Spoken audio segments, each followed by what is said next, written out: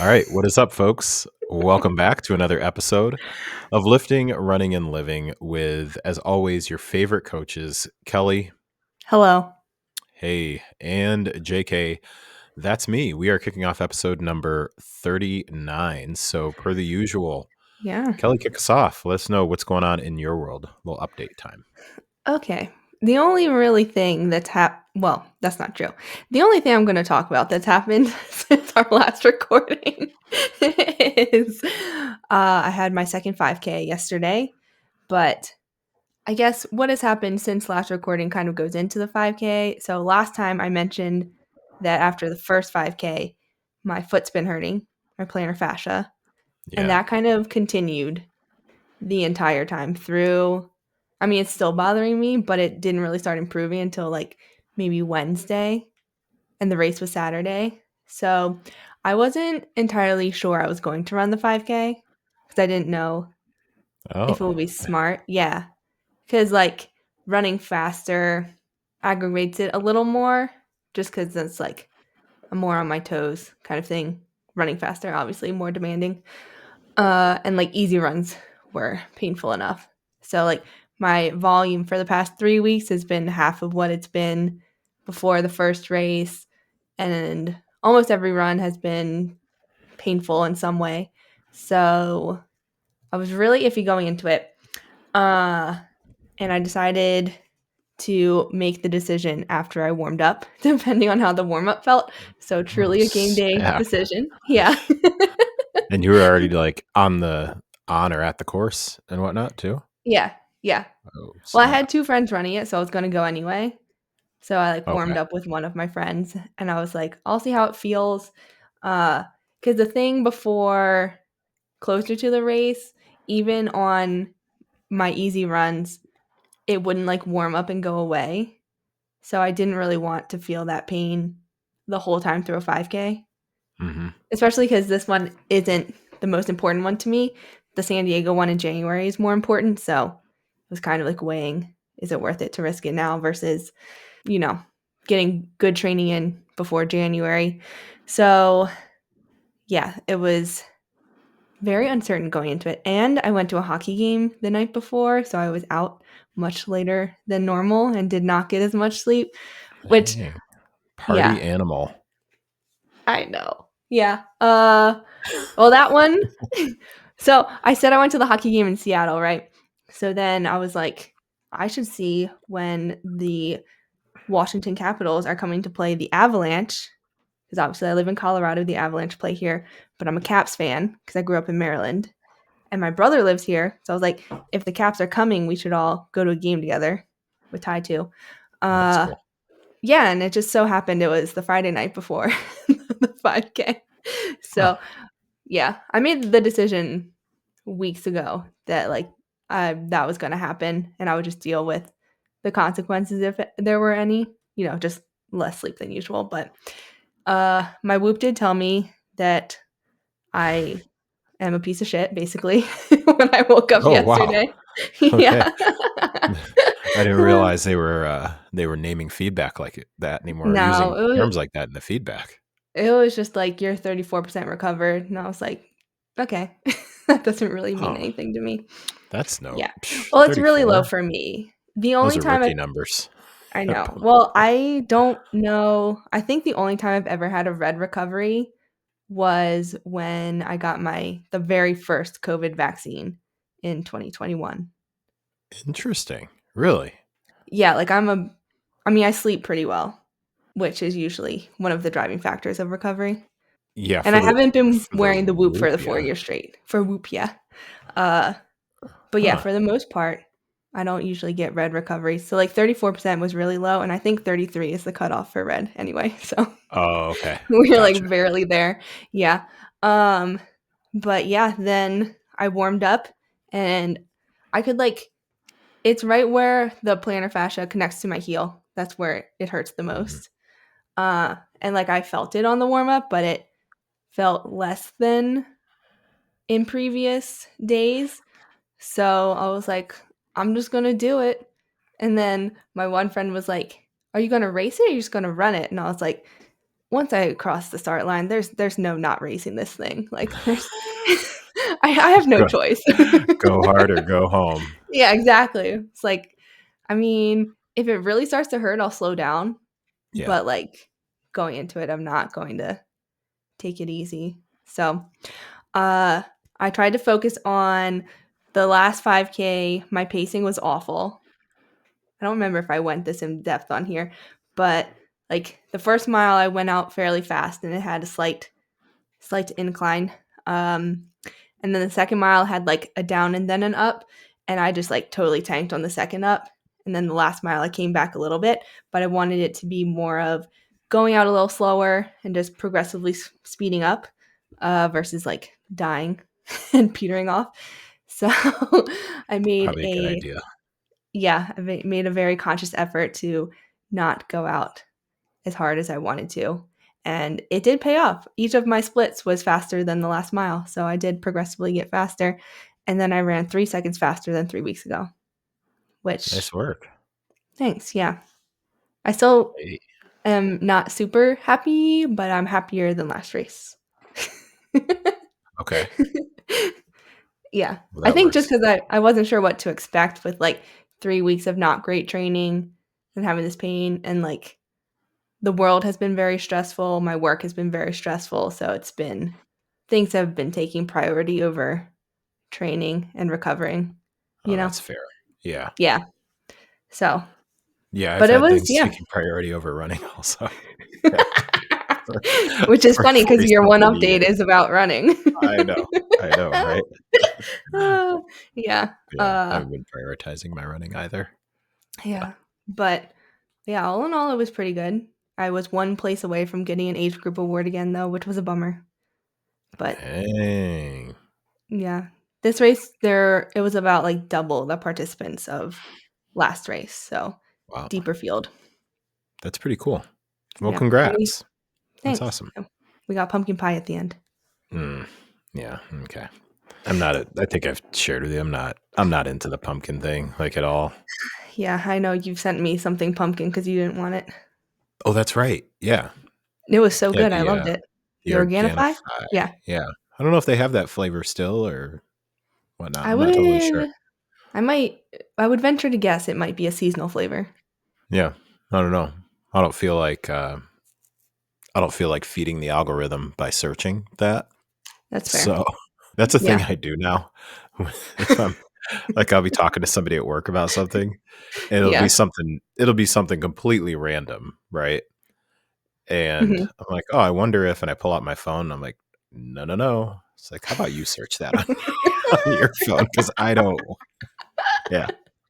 It's the new thing now.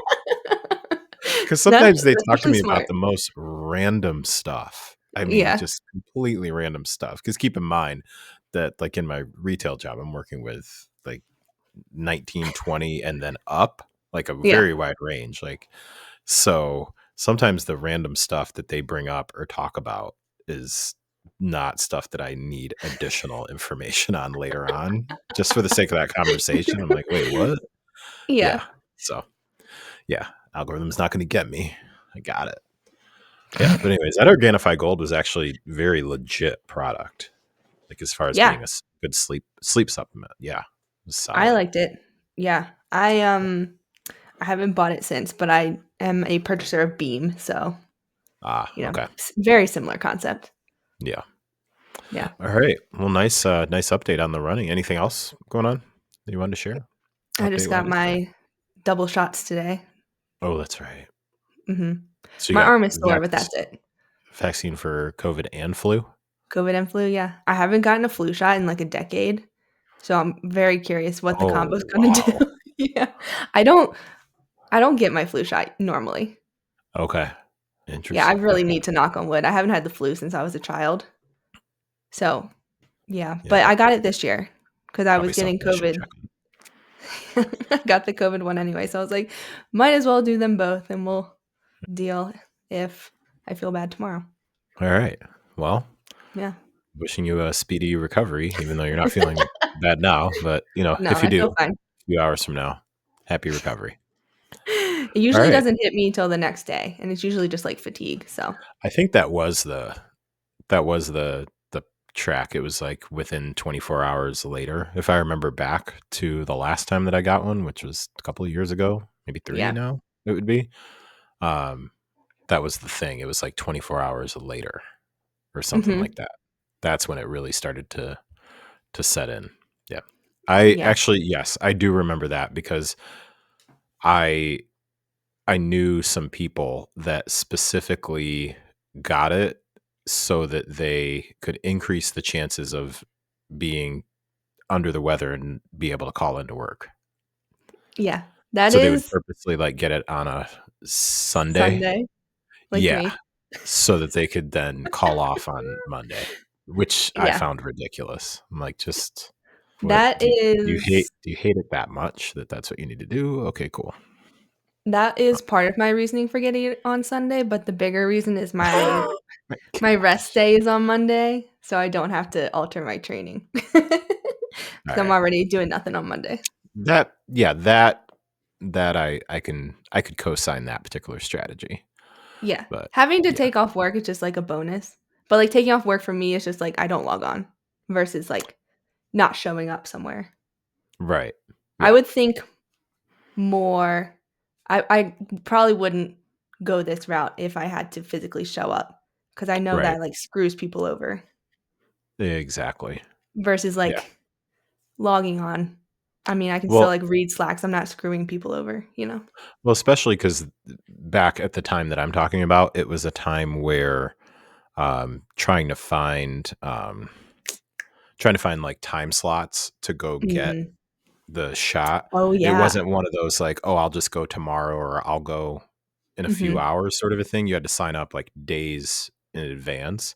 So you could have easily, like, just let people know, like, "Hey, by the way, there's a pretty good chance on Monday, not gonna be happening," and it would be, like, at least a week in Yeah. advance, but nah, it would be, like, Monday morning, wake up, like, "Oh, I don't know what's going on," but, I think you do Oh. know what's going on. Oh, yeah, yeah, that's a little Yeah, different. it's different Oh, ballgame. also, pro Yeah. tip, I didn't know this, I got my shots at a CVS in Target, and then Mhm. since I got my shots there, they gave me a $5 off a $20 purchase coupon for Target, Oh, which was that's cool. interesting. Okay. Well, Yeah. our Target here doesn't have a f or wait, does it have a pharmacy? It actually, yeah, maybe it does. I don't know. Never Hmm. used it before. I don't Yeah, think that was ours my first does. time. Yeah, I don't think ours does. But all right, well, cool. Anything Yeah. else update wise? What day is it? We decided my brothers and I Sunday. decided to take a trip back home Oh, in a couple weeks. I'll to have more on Maryland. that our next episode, yeah. Okay, cool. All Yeah, right. that's partially why I wanted to get my shots before got that Look at trip and then San you, Diego. planner. Look at you, Listen, planner. I've had COVID twice now, and I'm sick of Yeah, having it, so that's fair. That is very fair. Yeah, That is yeah. very fair. Ugh. Yeah. So anyway, what's up with you? What's up with me? So I've attended 2 run club sessions so far. Wow. Yeah, yeah, I know. Insert applause. Um, yeah, so I've attended 2 run club sessions. So the way that this whole thing happened, and I call it run club just because that's the easiest way for me to describe it. Yeah. There is a local club here in my area, excuse me, called the Central Illinois Athletes Club. Yeah, Central Hmm. Illinois Athletes Club. And the woman who runs the whole thing happens to come to some of my class sessions every, let's say, couple weeks or so. So for those that are not aware, I do still coach in person once a week. I coach a 5 a.m., 6 a.m., and 7 a.m. all on the same day. Mhm. And shout out Lori. So I'll use the person's name. So Lori has been coming to the gym for, I mean, years, like quite some time. And she's a trainer herself. Has done, I'm pretty sure she's done multiple Ironmans at this point, like endurance athlete, Oh. all that good stuff. Yeah. So Mhm. I don't know the history of the um the group. I'd have to ask her about that.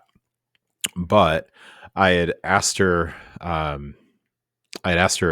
couple of months ago what things were looking like for the winter as far as maybe doing some indoor type stuff. And it just so happens that they were getting ready to transition, like at the beginning of November, beginning to transition, I guess, their speed work that they normally would do at a track. They were going to be Mhm. doing it, an outdoor track. They were going to be doing it indoors at one of the universities here. We have like a Division 3 school here with a really nice, like super nice indoor facility. And so they rent out a portion of the indoor facility for an hour super early on, one morning per week. They have multiple workouts like throughout the week. Like they get together and do like other group runs that are outdoors. Miss me with that.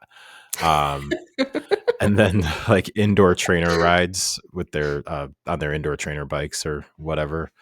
Mhm. Um, because they're the majority of the people that I've observed in the group are definitely like endurance athletes. Like this Mm. is like their thing and what they do. So yeah, I go once a week on the day that they're doing the speed work, so the intervals. I have yet to really embrace like trying to do actual speed Mhm. and like dialing in. So for example, like the last one was, I want to say it was a total of like, don't quote me on this, but I think it was like 12 to 14 intervals at 200 meters each. And I Mhm. want to say it was like, the first 6 of them at moderate pace, and then the last 6 to 8 at like an RPE 8 to 9 or something like that. Yeah. Um, I don't I don't really get that deep into it. For me, it's just like, okay, I'm going to go 200 meters, and then I'm going to take a breath or a breath or a breather for, yeah, Yeah. take a breather for, maybe about 15, 20 seconds. And then I'm going to go again, and then just try and slowly increase the effort level as things go along. So Mhm. I keep it pretty simple. My goal is to go 2 times per month. So I've already Mm. met that particular goal. So it doesn't mean Exciting. I'll quit. But yeah, I know. That's 2 times more than I've gone this entire year so far. So 2 times per month, and especially while it's indoors, and just see how that goes. So yeah, so far it's been cool. It's pretty chill, you know. Just Yeah. show up at 5 a.m. and run, and then and So then call early. it. I know it is early. It is early, and I posted on my stories last week. Yeah, because we're recording on Sunday, so I posted on my stories last week. I basically, in order to get there, it's about a 15 to 20 minute drive Mhm. from my house. So I've got to I got to be at least like up and moving by 4:15 to, Mm. not show up naked. So Yeah. I remember like I just woke up at like a little bit after 4 and just was like, yeah, I don't really need to go. And like, Yeah. well, I promised myself I was going to go twice this month. So I still have, if I don't go this week, the whole internal dialogue. If I don't go Oh, this week, there's yeah. still 2 other weeks that I can go. Uh-huh. But then this is where I like to remind people, coaches are humans too. Like, we're absolutely humans too. Yeah. So I'm like, well, but next week, like the third week of the month, Mace has practice like right after run club. So it's something where like I'll be on a very tight timeline. It doesn't mean I can't go, but then, that's not necessarily guaranteed. And if there's bad Mhm. weather. So then I think Kelly, I even went to like well, I should probably lift today instead. Yeah. Like I went down the whole list of things. And I'm like, all right, so it's about 4:17, and I think I've worked through the majority of my excuses at this point. So I should probably just get up and start moving. So yeah, I went. So Do yeah, you have that's the same struggle when you lift in the morning? not at all. Nothing, not at all. Nowhere Interesting. near. Mm-mm. Yeah, even on days where I don't necessarily, and this is a majority of days where I don't necessarily feel like super energetic, Mhm. sort of thing. Um, I still don't. I don't feel like dread is the right word, and there's still not a better word that's coming out. Yeah. I'm gonna be I'm gonna be honest. Like, there's I just I you know what I I know what mean? you mean. Yeah, Yeah. you know what I mean? So, it's not, I can't I can't recall a time where I've in recent memory, let me say recent memory, Mm. that I've woken up and I was supposed to lift weights that day and just been like, "Ugh, this is literally the last thing I wanna do." I Yeah, I can't recall a time. I think a big reason for that though is because there's so much there's so much auto regulation that can be done in a Yeah. lifting workout, and there's so there's there's so many different connections that I have to the training that I do. Mm. So whether it's I'm going in to do my workout and the priority is because it's my workout, or um, one one day out of the week, like usually Saturdays, I have a lot of flexibility. It's like a flex session, Mhm. so not literally like stand there and flex in the gym, but it's a flex session where I I usually do like some form of my cardio on that day, whether it's the zone 2 or the interval cardio. That's part of my program. And then and this is with the full knowledge of my coach. I'm like, I'm probably going to spend 30 to 40 minutes just working through different movements that I might be programming for a Mhm. client or for the pop group programs, or I'm making content. So, yeah, I am lifting some weights, but it's not, super intentional. I'm putting together workouts that I can repost and different things like that. So there's so many different connections for Mhm. me to make to still, like, it's not a bad word, like, to still motivate me to, like, get up and get moving when Yeah. it comes to lifting weights. When it comes to running, really, like, what it comes down to it is the main motivation right now is straight up, health. Like, Mm. that's the main driver. Like, Yeah. that is hands down, I'll tell you, like, that's the main driver, and I haven't you kinda know things that have been going on, like, family-wise and whatnot over the past, it's probably been about 7 months or so, 7 or 8 months at Mhm. this point now, but that's like, I don't have specific things that I'm, like, individually dealing with. I've just gotten way too many reminders, whether it's, like, people that are close to me or people that are close to me that have had things happen to people that are close to them. And I'm just a big believer in, like, I was just talking to Mace about this the other day. Like, I'm a big believer in, like, warning shots. Like, Mm. you get warning shots, Yeah. and it doesn't mean that you necessarily need to go into freak out mode or anything like that. It's just like, if you can utilize experiences, um, whether they're things you've been through or the perspective of through somebody else's eyes, and you can use that as some extra inspiration to, like, okay, I've now laid in bed for 10 minutes thinking of all the reasons why I'm not going and just get up and go, then I can Mm. then I can do that. You know what I mean? Yeah. So, yeah, that's the thing. But yeah, to go back to your question, no, I do not at all go through all of these mental gymnastics when it comes to going to lift. I Also do the find Oh, go ahead. Go ahead. I do find that a morning run is much harder mentally than a morning lift, and I like running a lot, but I'll do the same. Like, if I Mhm. have to run earlier than I want to, Yeah. and I have to wake up earlier, I do the same mental gymnastics. I'm like, "Well, is there another pocket in my day where I could do this so I don't have to get up yet?" And it's like, Yeah. I love running, but I think with lifting, that I don't know, it feels so much easier to, like, ease into it versus running is just like, "We're going," and it's hard. Yeah, it's nice to know that that's somewhat relatable on your end too. I Oh, yeah. just yeah, it's just one of those things where yeah, I'm not going to pretend that it's something that I super enjoy or anything like that. Yeah.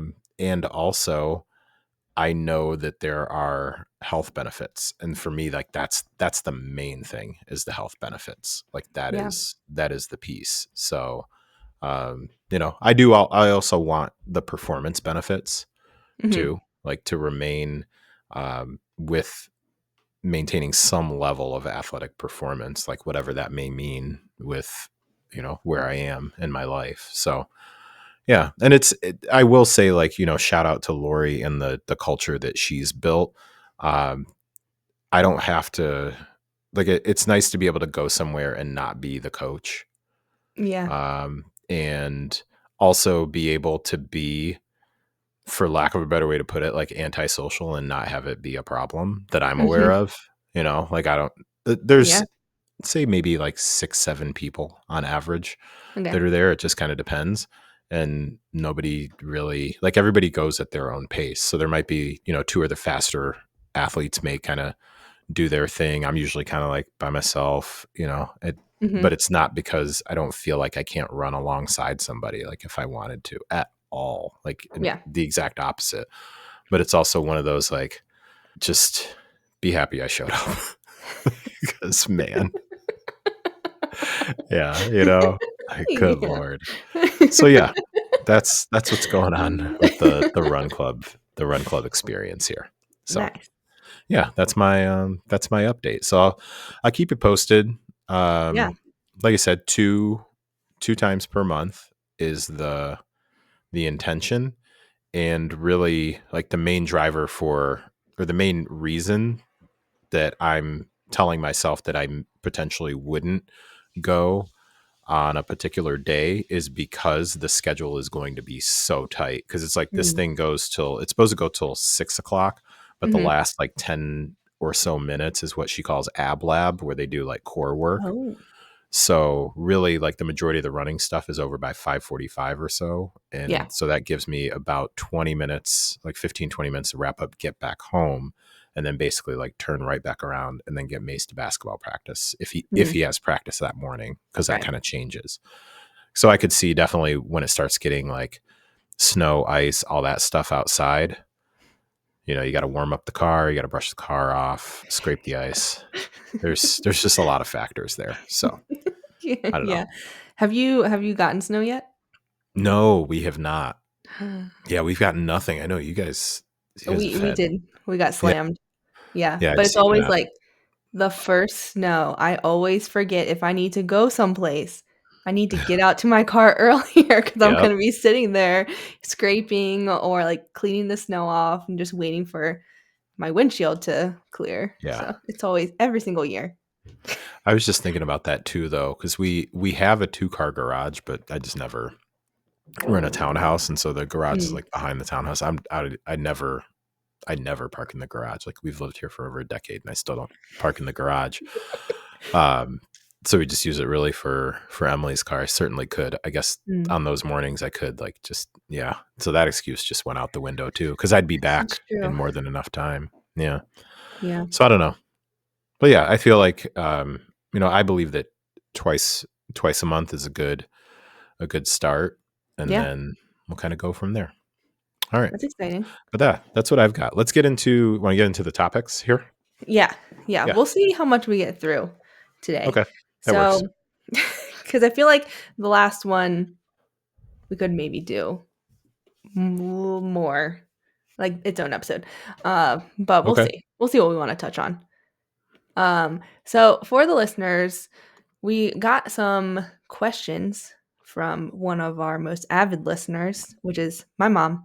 Shout out Kelly's mom. Hi, mom. Were these specifically just from your mom, or were they from your dad too? um, I think mostly from her, but my Okay. dad can correct me if I'm wrong. They listened to our last episode together, and then I asked her, I was like, "Do you have any questions you want us to answer?" And then she called me and told me this list. So That's kind I of cool think, that they listened to it together.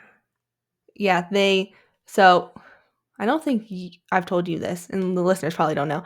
They have a house in Catonsville, outside of Baltimore, Maryland, but then they Okay. also have a Bay House in Delaware. So now that they're retired, they go to the Bay House a lot more. So on that long drive, they'll listen to our Ah. podcast. Yeah, Okay. yeah. Oh, you mean they didn't just like sit down by the fire and fire it up Not this time. with some hot cocoa? No. Fireside chats. Yeah. Fireside chats. Yeah. Uh, but yeah, so she Okay. has some questions that she wants us to address, Okay. and they can apply to a lot of people. So we figured it'd be good to dive into some of them. So the first one that she asked was, what is the difference between a physical therapist and a trainer? So like a personal trainer. Uh, so you want to kick it off? Yeah. I By the way, I want to say shout out to your mom because this is a fantastic question Yep. and something that, from my point of view, is often confused. Yeah. Very, very much so. Especially because people often say PT, which can mean physical therapist or personal trainer, depending on who's talking. So, like, the acronyms are the same. So, it is very confusing. Yes. When I am communicating with my friends in the UK, the Oh, three that I have, yeah. I'm not sure to pretend that. Yeah. Maybe four. Maybe four. Let me see. We got Dean, we got T, we got Kiana. Yeah, I got a few. Okay. Yeah, look at me name dropping. Uh, when they say PT, they are referring to a personal trainer. Now, I don't know. Mm, Let me not all of a sudden say that that's a complete quote unquote like UK thing. I'm just saying with the people that I've communicated with, when they talk about a PT, they're actually referring to a personal or a personal trainer when they say yeah. PT. Whereas in the States, when we say PT, that is typically assuming physical therapist. Yeah. I've heard it So both ways in the States, but I've yeah. heard, I have an athlete over in Belgium, and she usually says like physio for physical therapist Okay. versus like Yeah. PT. Yeah. But I like that. I have found Okay. myself saying PT for both. Yeah. Okay. Well, Yeah. this is so, like I was saying, like from my perspective, this is a fantastic one because it is often commonly confused. Not just on the, let's say, on the client side or on the general population side. This is something that, in conversation with many, many, many coaches, we talk about a lot when it comes to trying to figure out, like, hey, am I crossing the line in Mm, my scope of responsibility or my yeah. scope of work? Basically, like, is this outside of my scope or getting outside of my lane, like that sort of a thing. So I jotted down a few notes just to try and keep myself somewhat organized with the thoughts that Yeah. I had, because this is because this is one that can come up pretty often.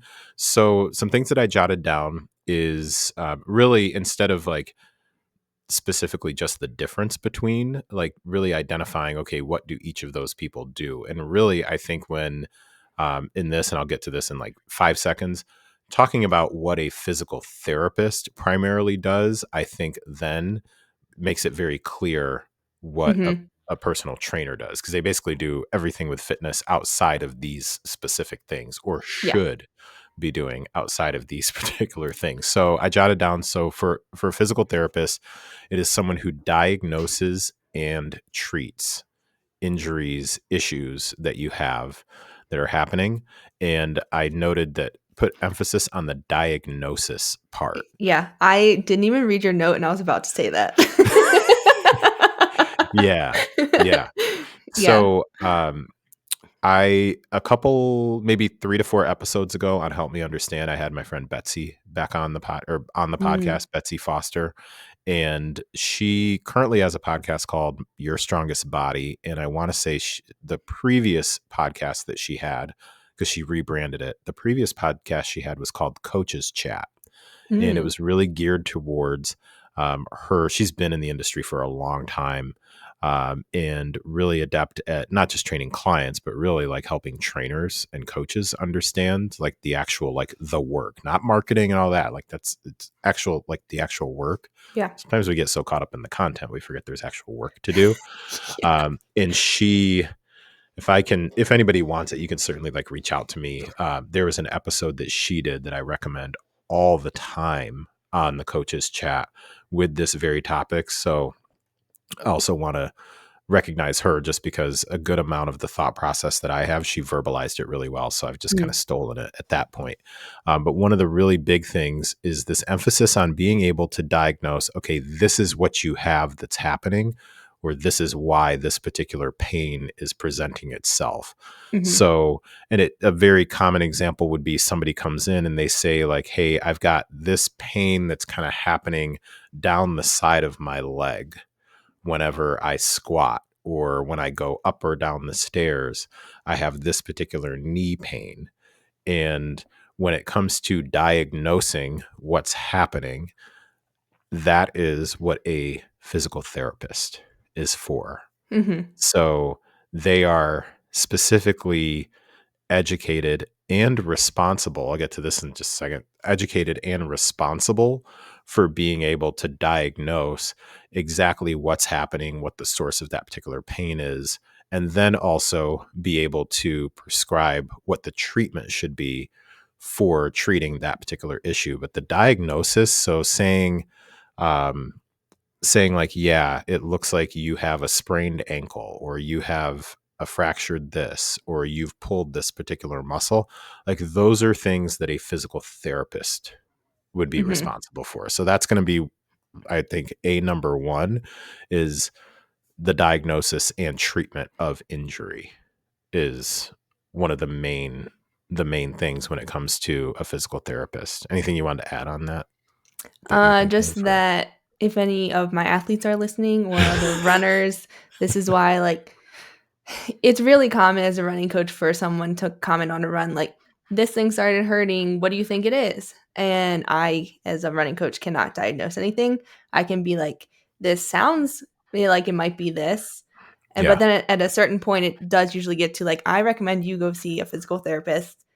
Just one so that, like, someone can see you in person, have hands-on, and help you and, like, actually figure out what it is, especially as a remote coach. Like, I can, yeah, make theories about what it might be, especially right. because I've, experienced certain running injuries myself, so I know some things, but, yeah, I can't diagnose or treat. I can only recommend, like, let's scale back the running or like try rolling out this body part because maybe this muscle Mhm. is affecting it. But yeah, the physical therapist is really the ones who can help the most.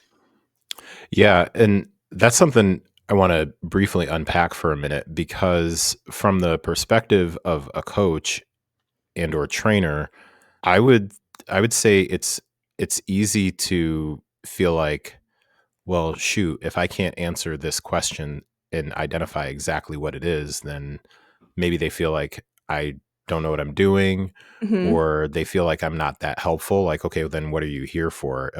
Are you only here? It's the story that we tell ourselves. It's like, well, Yeah. if I can't answer any question, does that diminish my level of effectiveness Hmm. for this particular person?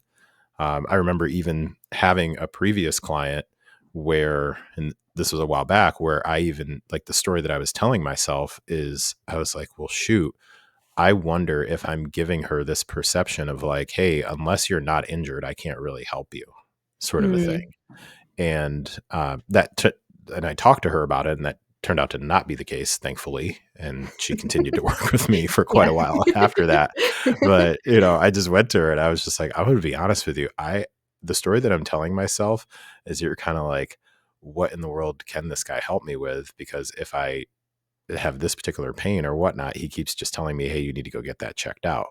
So Yeah. the difference, um, or how I think we take action on that, and love to get your feedback on this too, is it's not immediately oh, you're in pain, can't help you. Gotta Yeah. gotta go to the doctor, go to the doctor, go to the doctor. It's more, okay, you're in pain. Let's get an understanding of, okay, well, when does that happen?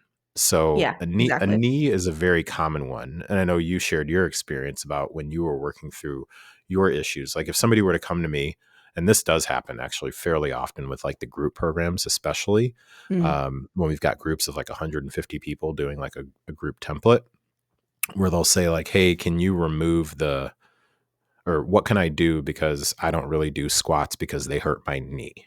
Mm. Yeah. Okay. And so then I'll ask, okay, well, can you help me understand like how long has that been happening? Is this something you've always dealt with?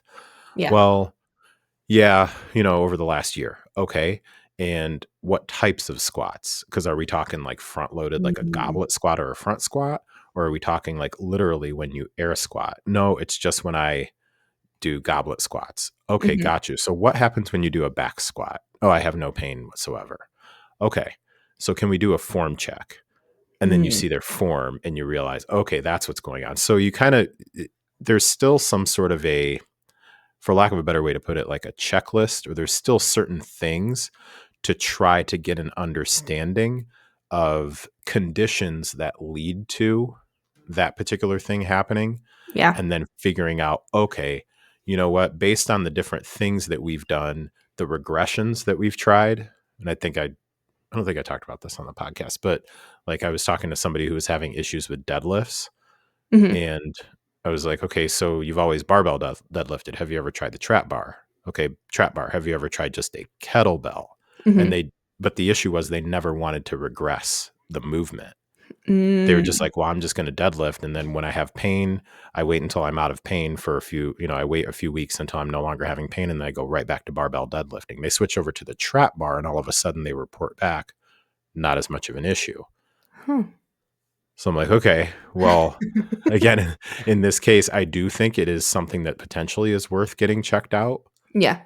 And also, in the meantime, if you report that the loading difference simply by loading with a neutral like a neutral position, a neutral grip versus a front, basically like loading from the front, you're noticing a difference, then that's information. Like now you've got more information to go to that certified medical Yeah. professional with, because that's one of the big things is I want to put you in a position to continue to move pain free where we can. So if we need to regress it, cool. But now you have more information. So I think that's one of the things too, is we can help with being helpful, giving you like more information when you're Mhm. actually talking to them, other than just like, yeah, when I squat, my knee hurts. Okay. Like give them some, yeah, give them a little bit more to work with. Yeah. Yeah. In my world, it's more of like when things hurt, it usually is not always like an injury, but it's like on its way to an injury just because the nature of running. A lot of things are like Yeah. overuse injuries. And Yeah. it's not like it's very rare that it's something someone's been dealing with for a while, like their form with squats, for example. It's usually like this thing just started hurting.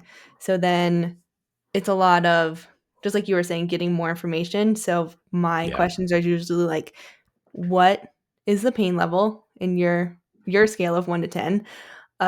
When does Good it call. start? Yeah, when does it start?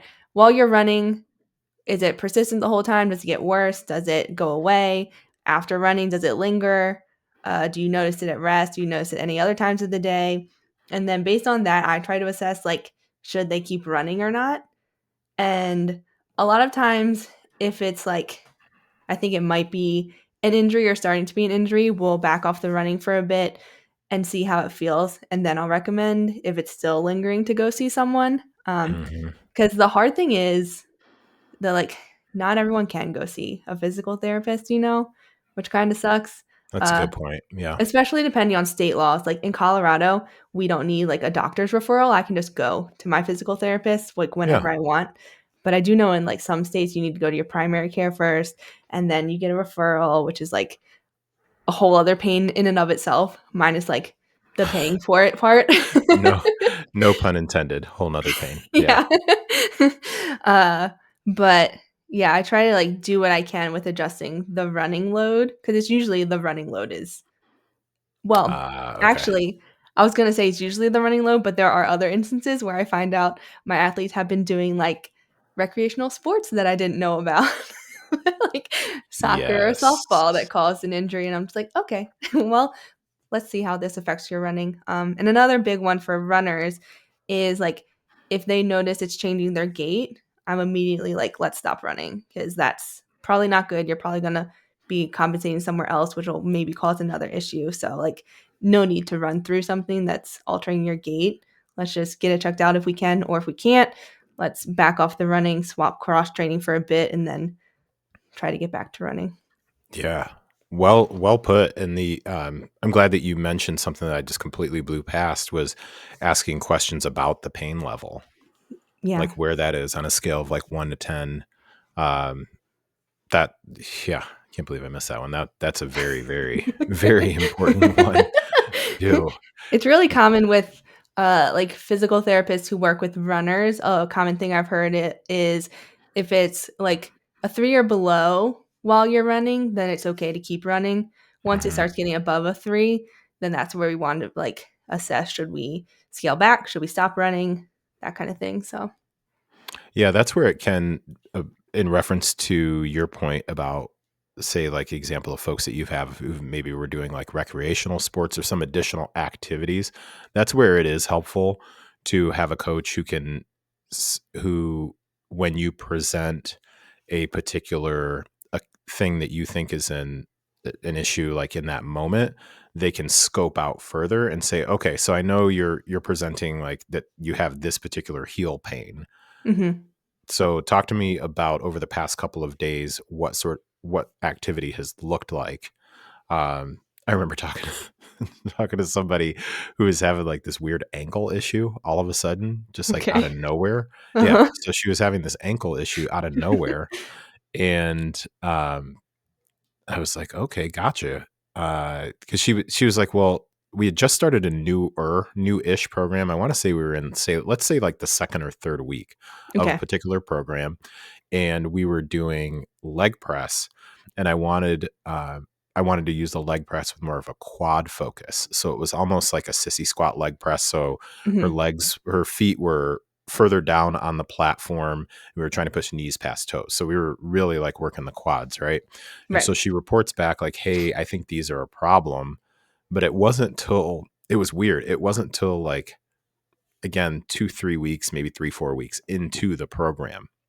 And I Mhm. was like, "Okay, well, how far back have you been feeling this particular ankle pain?" And she was like, "No, it wasn't really week 1 or week 2, but maybe it, after a while." And so we start to scope out a little bit more, and then come to find out, like, she had been wearing, like, she had switched these certain, like, heels that she was wearing. She owns a Like, business. high heels? High heels. Yeah. Oh. So she owns a business that requires her traveling to like different conferences and things like that and presenting at these conferences in like the aesthetic world, Yeah. like skincare sort of thing. Okay. And she had been at more conferences than usual and also been rocking, like, when I say like stilettos pumps in the club, like like monster Mhm. stilettos. And I was like, "Do you think that might have something to do with it?" And she was like, "Yeah, you know?"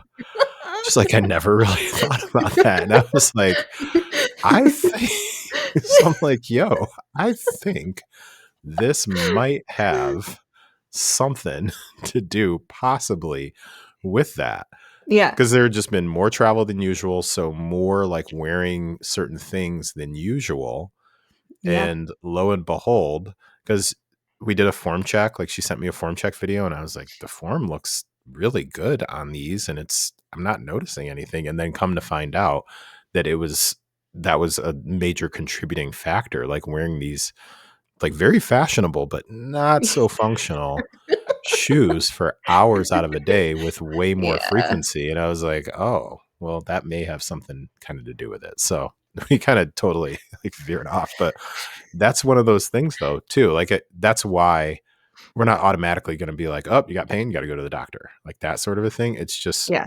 I don't know, I feel like after a while, you start to get an idea of, okay, like, hey, it's like every 2 to 3 months, this particular issue presents itself, and we can continue to work around certain things and regress certain things, but there's clearly something at the foundation that Mhm. continues to flare up after a while. So, that's that's where, again, the diagnosis of exactly like what's going on is super important. A couple other things that I jotted down was the level of responsibility and education. So when it comes to Mhm. a physical therapist, they go through an immense amount of schooling, education, and application too, by the way. So Yep. application of things. Whereas with personal training, you do go through a certification process. However, and I'm not here to diminish the educational requirements for personal training, but they don't begin to even scratch the surface. Like Mm-mm. to be a certified personal trainer, the requirement does not scratch the surface of even being able to like assume that you know as much as a physical therapist about that particular field. Because not only do they, one of the things that I appreciate about physical therapists is that not only do they, are they required to have the knowledge, they're required to go through the application of that Mm-hmm. knowledge on like actual people. Yeah. So that's really helpful too. So they have, like, there are accredited um, governing bodies that Yes. oversee the work that a physical therapist does. So there's a different level of responsibility and accountability with being a physical therapist also. Mm-hmm. So I'd Yeah. throw that And out there too. the certification space for trainers and coaches is, Yeah. as of this recording, unregulated. So Yeah. hard to Yeah. say. Hard to say how good a trainer is just based on their certifications. We talked before, like someone should have certifications, but it doesn't tell you as much as like a physical therapist. And like physical therapists, you can also find like a DPT, a doctor of physical therapy, which is I think even Mm. more schooling than a normal physical therapist. So there's, Yeah. you know, very high level of physical therapy that you can do. Yeah. Yeah. So I think in general, the easiest way that I would answer that in short form, like versus like the deep dive we just went into on just even Yeah. that one, two bullet points, would be a physical therapist is somebody who is knowledgeable to be able to diagnose exactly what's going on and then begin to prescribe treatment for addressing that exact thing that's going on. Now, where it then transitions into a personal trainer is once a physical therapist has diagnosed what's going on and then has prescribed some sort of a treatment, then they would be able to deem like, hey, you are okay to begin moving in this particular way. So, for Mhm. example, let's use squats as like the example. They may say like, yeah, you're fine to squat, but no load bearing for Mhm. X number of weeks or until you can, move past this particular flexion unload with no load, like that sort of a thing. So then a personal trainer like myself would then get that information from the client, or if I'm working with the PT, there's some PTs that I have communication with, so they would then say like, hey, here's the issue. Here's what we've seen as far as like what causes it. So Mhm. until they can, pass these particular benchmarks, I don't want them doing X, Y, and Z. And it's like, all right, well, that doesn't mean we can't do any lower body. It just Yeah. may be that we're not squatting. So maybe we're doing leg extensions, leg curls. We're doing things with machines so we can still work on form and different things like that. And then we start to work on rebuilding the strength now that we know what was problematic there. So that's a big piece of where the personal training starts to come in, Mhm. especially too, I jotted down like working through muscle imbalances. Because you mentioned like the compensation thing. Yeah. I come across that very, very regularly when folks are coming back from injury, whether Yeah. it's like prior to working together or while we've been working together and they needed to like chill on certain things. Shoulder definitely comes into play. So say somebody's had like an injury in one particular shoulder, then when they start getting back into being able to press with loads, so dumbbells or machines, what they've found is that there's like somewhat of an imbalance because they were overcompensating and say their left shoulder was bugging them, then they had been Mhm. putting more load like on the right shoulder to compensate. And so now that's where a personal trainer then designs programs that start to use some unilateral, so one limb at a time, one arm at a time, to work on rebuilding that strength. So that was a piece too that I wanted to make sure was in there. Yeah. I have nothing to add. No, okay. Well, fantastic. Um, oh, and I jotted down, you may have heard the term corrective exercise specialist. Ah, yes. So Yeah. So the corrective exercise specialist, or a CES. So you can have personal trainers who also specialize in corrective exercise. And the way I would best describe that is somebody who specializes in corrective exercise are people that make sure that are working on helping you improve your movement patterns. And then also what I just referred to, muscle imbalances.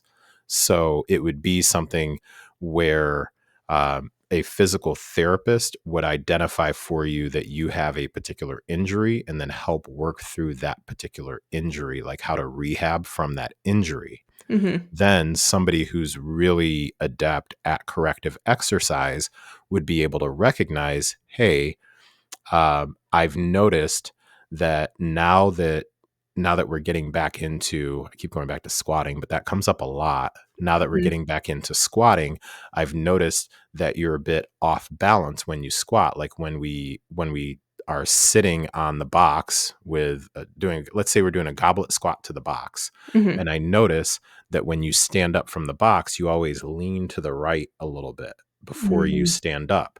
So that's an imbalance, and we're gonna work on trying to correct that imbalance, because what's happening is that you're overcompensating by kind of leaning to your right because you had an injury on your left side. So Mhm. you lean to your right.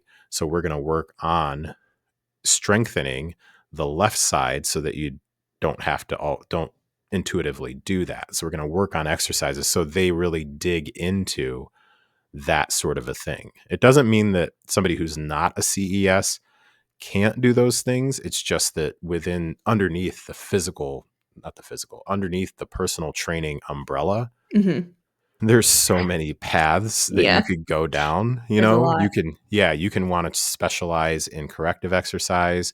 You can want to specialize in specific like muscle groups. Like Mm. you could be somebody who wants to be, like you could want to be Brett Yeah. Contreras. You could want to be the glute specialist. You know, you That's could, true. you know what I mean? You can be Mm. the person who specializes in performance based Mhm. personal training. So personal training in and of itself is more of a general thing. And Yeah. then underneath the personal training, you can certainly have particular areas that you spend more time on. So I think this also loops kind of into um, the other thing that your mom had kind of talked about, like, and another way you noted this was like something about how to find a personal trainer or a trainer who's knowledgeable about things prevalent to you. Yeah, I Um, tried to generalize that because she yeah, specifically said, for listeners, osteopenia and knee yeah, issues, which I'm guessing my dad has had knee issues, so I'm guessing that's specific to him, and my okay, mom has osteopenia. So, uh, yeah, but this can generalize out to, like, a lot of things that whether you're dealing with something, like, I've gotten questions about, am I well versed in working with runners with POTS or PCOS, which hmm can really affect how you do training and execute training. Or it can be like just like what you were saying, like if I were looking for a personal trainer myself, I'd be like, have you worked with runners? Because like I'm gonna be running, you know? that is a really good point. Yeah, Yeah, like, it doesn't always have to be, like, someone who has worked with runners, it could be, like, endurance sports in general, but, like, yeah, having some knowledge about the sport you care about, uh, if you are looking for someone, like, because 'cause I'd be looking for someone to supplement my running, it wouldn't be like, I'm going here for my strength goals unless I, like, choose to pivot, yeah. so, like, that's another form of how this would apply, but just, like, finding a trainer who specializes or has experience in what you are looking for and what you deal with. Yeah, I think, yeah, I think even based on my own experience, a handful of my clients have actually come to me from a physical therapist Mm, here that I went to go see myself. And he was actually referred to me by people who were coming to my group classes like back in like 2017. Um, and they're runners. They have run like the mm, Boston Marathon multiple times and different things like that. So I just remember that they would come into class and they'd show up a little bit early and do a couple of things prior to like our main workout, and then they would stick around for a few minutes afterwards. And then when I was really kind of going through it with an ankle injury, I went to go see this guy, and then we just got to talking, and he kind of saw some of the training that I was doing and things like that. And so now periodically what he will do is he really prioritizes like athletes, and he deals with a lot of endurance athletes, like a Mhm. lot.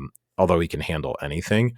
But now what I see is, if he's got somebody who really needs some actual like strength training, but the running is their prime, running or swimming or biking. So any sort of those like three Yeah. are their primary thing. He's like, yeah, I've got a guy that I want you to talk to because he'll understand how to integrate. And it's kind of like the Goldilocks and Three Bears approach, like Yeah. just enough Mhm. for you to get like strong to um not compensate, complement Yeah. the activity that you want to spend the majority of your time on. So yeah, you raise a really, really good point there. Yeah. Yeah. Yeah. And I think in terms of just like how do you find a trainer, it can be a bit of trial and error, but a lot of trainers or coaches, depending on what you're looking for, will probably have something on like their website or their social media that indicates that they work with people like you. So that can be really helpful. And then beyond that, once you identify someone you might be interested in working with, it's just like having a conversation with them and asking them questions and getting to know. I can't remember if we've talked about this before. I feel like we have, but like just getting to know like, do you like them? Will you two mesh well? And like, are they aligned with what you're looking for in terms of, how you want to go about strength training or whatever it may be? Yeah. That's a really, really good point. I think too, as I think about this, and really as I think about it in relation to like your mom or people within that bracket Mhm. specifically, I would be thinking about people that she's already or that you're already seeing for a specific issue, and asking if they have a recommend for someone that they already know or they're acquainted with, or they have another patient or client who has gone to go see someone for these particular things, like referral, Yeah. basically, even if it's not some sort of official, like, this person also is under the same practice sort of a Mhm. thing. But it is, I have always found it helpful when I've been referred by someone who's already got some familiarity with like what I do and don't do, what I support and what I don't support, like my vibe overall. You know what I mean? Yeah. So I think that's really helpful too. So if you have like a primary care physician or somebody or a physical therapist, like there, many, many physical therapists have A network. a, yeah, Yeah, they do. yeah, yeah, they definitely have a network. So I think that's also a way to get an understanding of like, hey, who's a pretty decent person to talk to about wanting to delve maybe more into strength training. And I think we should do like maybe another episode where we talk about like the importance of lifting weights um, with, I despise the term aging, as we become more experienced. So yeah, Yeah, that as was we the get last as we get last older, question we'll just say my as we mom get asked. older. Yeah. One thing before we can do that next episode, so we can Mhm. dive into lifting weights, as you have more experience in life. As you get Uh, older, getting yeah, older as is you not a get bad thing. older. It's just the aging thing that I'm like, So Yeah. let's say lifting weights as you get older. Yeah, yeah. So my mom asked about this because she has been reading articles about how, as someone with osteopenia, Mhm. bone density is really important, and obviously we know lifting weights can be really helpful. And there have been more articles in like AARP targeting, older people Yeah, yeah, to get them in the know about lifting weights and encourage them to do it. So she's been curious about that. But we'll dive into it next episode. But the one thing I wanted to say is like you mentioned this when I brought up this topic to you that a lot of this is the same as a younger person lifting weights. But yeah. like the main thing, and I don't have experience training older people in strength training. But like through my certifications, the main thing that is different is like you just have to be a little more cognizant of recovery time because as we age, it takes longer to recover. But other than that, a lot of the basics are, I mean, not a lot, the basics are the same. And Yeah. like a beginner who's starting in their 60s, no different than a beginner starting in their 20s. Just like the recovery piece is something to be more cognizant about. Um, yeah, that's what I would say. Yeah. I really like that thought process. And I think also, without like creating an entire another episode, like within this particular one, um, in it, it's never going to be too late to start to make a difference. Yeah.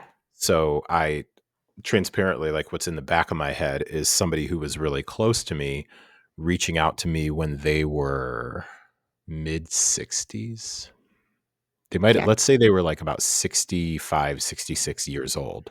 Okay. And randomly they they were just like, "Hey, I have a question for you.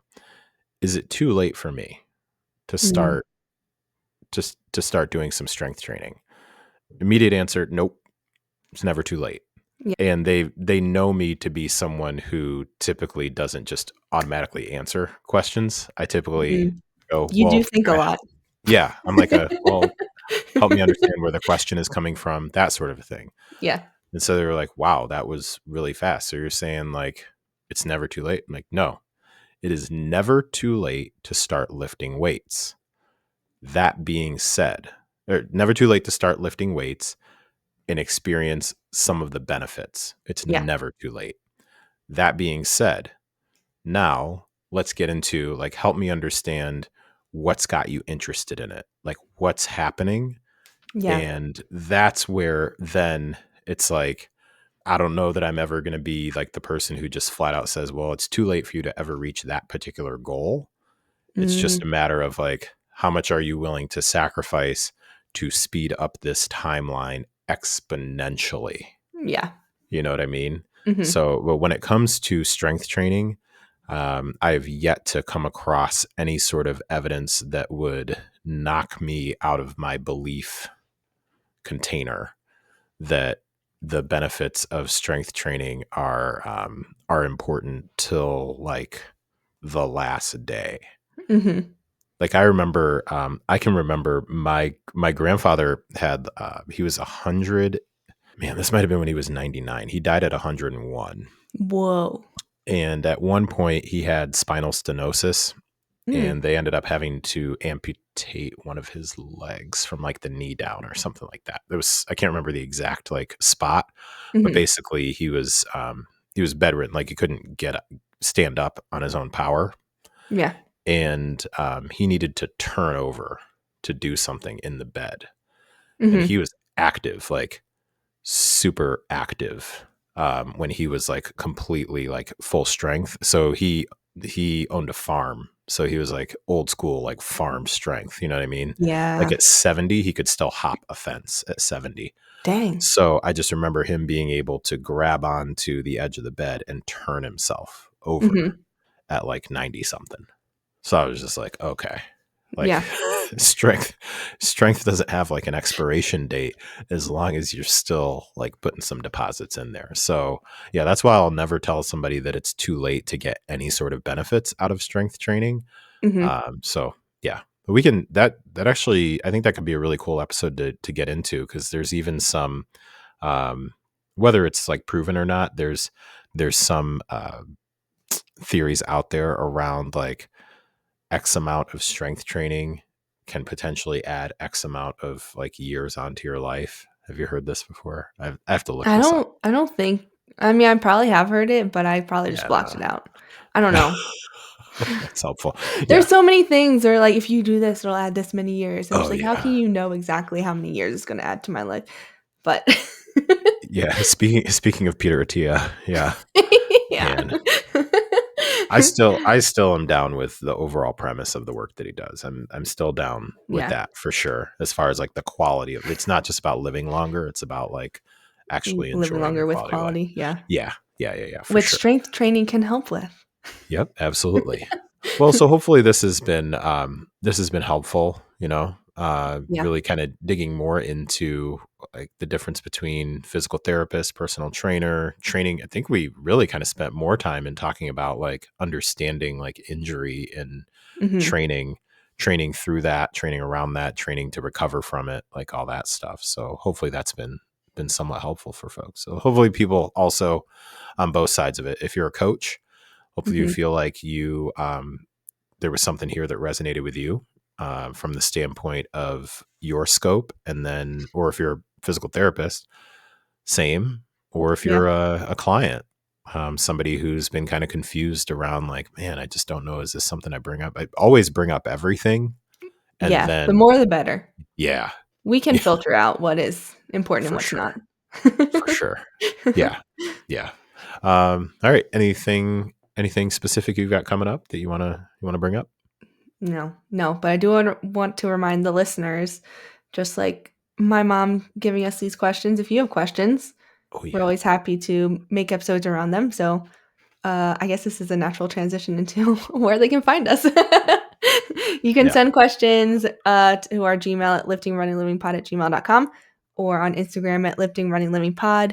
I will say if you have reached out on there, I have not been on Instagram much, so I might have missed it, but I'll check it soon. We'll catch it wherever you find us, or you can DM us individually on our individual Instagram. Yeah, Instagrams. Yeah, I'll try not to use the word individual for the second time in that sentence, but it's fine. it's totally fine. If you need Yeah, us, you know where to find us. And I yeah, do emphatically second what Kelly said about if you have ideas for episodes, questions, different things like that. We're always open to that because we want to hopefully make sure that the different topics that we talk about you find relevant to you.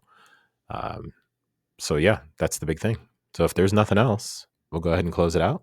Yeah. yeah, yeah. All right. And Cool. then next time we'll just talk about lifting weights in general, benefits, but especially for as we get older, and Hmm. then maybe tips for starting, especially if it is Ooh. later in life, because I feel like that will be useful.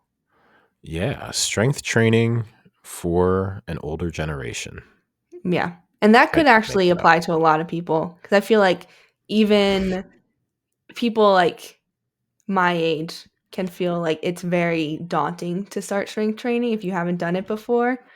And feel like that just kind of amplifies the older you get and contributes to the, oh, it's too late feeling. Yeah. Yeah. Especially me being like the mid 40s person who has like 19, 20, 22-year olds sometimes around me. I had posted this on Facebook the other day. I got referred to as Unc the other day. And I'm just like, yo, it's like, all right, man. I'm like, go sit down somewhere. So, anyways, Uh, all right. that's All funny. right. So, with that, we are wrapping up episode number 39. Thank you so much for tuning in. We appreciate it. Take care, and we'll talk to you next time. See you in 2 weeks.